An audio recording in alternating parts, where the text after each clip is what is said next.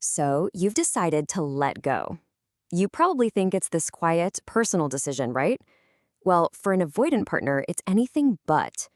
We're going to get into why your departure doesn't just remove you, it takes down the whole support system that made their distance feel safe. And that's what shatters their ego. And this quote, man, it just nails the feeling of shock. Your quiet decision to walk away is like a door slamming shut in a house they were absolutely convinced they owned. It's not your anger or your tears that hit them, it's your calm, steady departure that just completely breaks the dynamic they relied on. Okay, so to really get why they react the way they do, we've got to look at the crucial role you were playing. Because let's be real, you weren't just a partner. You were an essential piece of an unspoken agreement that kept their entire world perfectly in balance. Just think about it for a second. The sheer amount of emotional heavy lifting you were doing.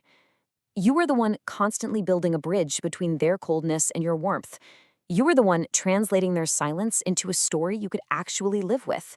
You were the cushion that softened every single sharp edge of their avoidance, which, let's face it, made it incredibly easy for them to stay distant. And this right here, this is the absolute heart of it all.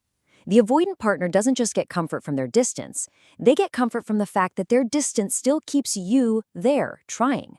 Your presence was the proof that their whole strategy worked. And over time, this dynamic hardens into an unspoken contract. The rules are never said out loud, but they're crystal clear. For them, the contract was simple. I withdraw, and you return. You never officially signed this, of course, but your actions upheld it. And in doing so, you created a predictable, safe world for their ego to live in. So, what happens when you stop returning? What happens when you don't play your part anymore?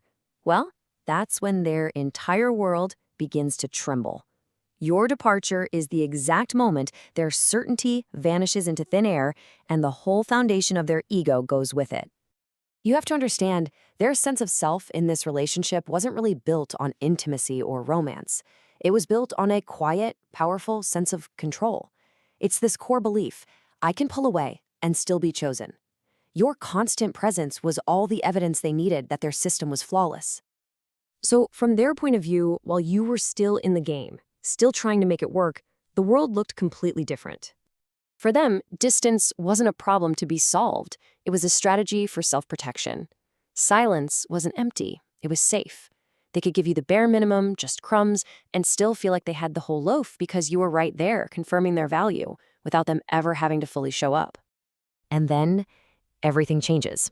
The moment you stop chasing, the very tools they once used to feel comfortable and in control suddenly turn against them. And just like that, the whole equation is flipped upside down. Suddenly, distance is no longer a safe strategy, it's a huge risk of losing you for good. The silence is no longer peaceful, it's just empty. And that control they cherished so much, yeah, it starts to slip right through their fingers. This loss of control almost always leads to some really confusing behavior. Now, it might look like they suddenly care, but a lot of the time, it's just fear wearing a mask. It's a panicked attempt by their ego to get the old dynamic back on track.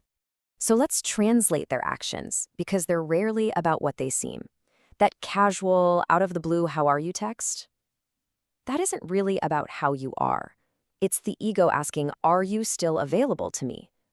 That late-night check-in? It's really them pleading, please tell me I haven't lost control of this situation. And when they act all cold or offended by your new boundaries, what they're really saying is, why can't I have the access I used to have on my terms? It is all about restoring control. And if they suddenly start bringing up old memories, remember this. Their nostalgia is not about intimacy. It's about safety. Memories feel way safer than real, present moment intimacy.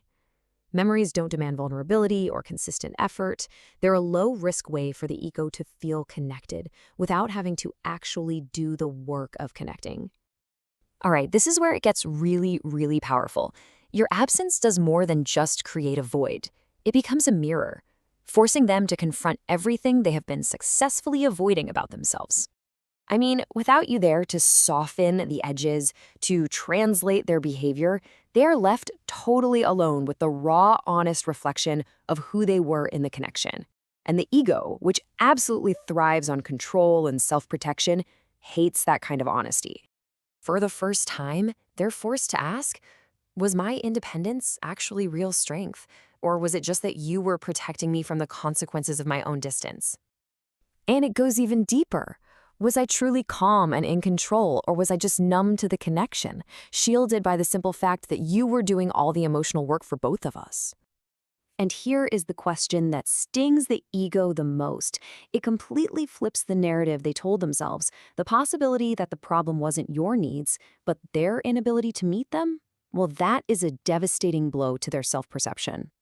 And all of this brings us to the most important part of the entire story. You. Because your decision to let go wasn't really about them.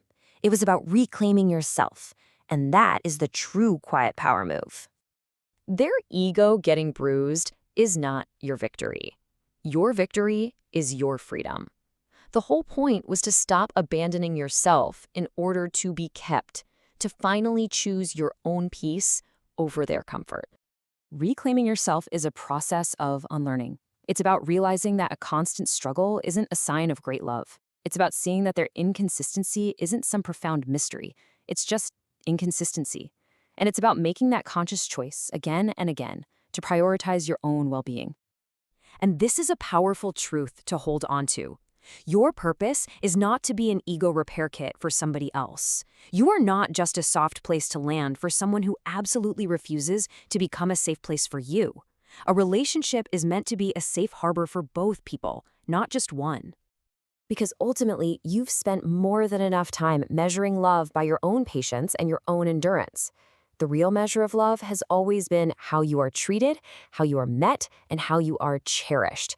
Your decision to leave wasn't you giving up on love. It was you finally demanding the real thing.